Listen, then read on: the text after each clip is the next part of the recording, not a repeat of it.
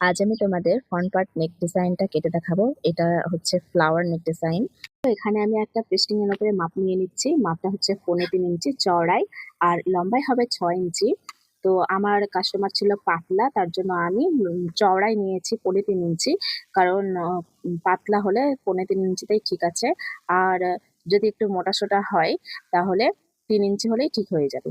তো এখানে আমি লাইনটা কেটে নিয়েছি আর ওখানে 2.5 ইঞ্চিতে দাগ মারলাম, কারণ এখানে ফুলের ডিজাইনটা হবে। আর নিচেরটা হয়েছে 1.5 ইঞ্চি পরিমাণে দাগটা মেরেছি। তারপরে আমি আবারও 1.5 ইঞ্চিতে নিয়ে নিলাম আর তারপরে নিচের দিকটা 1.5 ইঞ্চিতে দাগ দিয়ে নিলাম। এখন ফুলের শেপটা ভালোভাবে দিয়ে নিতে হবে যাতে কাটার সময় কোনো অসুবিধা না হয়। আর সাইডে আমি 1 ইঞ্চি পরিমাণে পেস্টিংটা রেখে দাগটা দিয়ে নিয়েছি। এবার আমি কাট করে নিব। তো আমার কাটা হয়ে গেছে। এখন এই শেপটা হলো, এভাবে আমি ডিজাইনগুলো কেটে থাকি। তো এত সুন্দর হয়েছে, এটা গলায় বসানোর পরে কিন্তু আরো সুন্দর লাগবে দেখতে।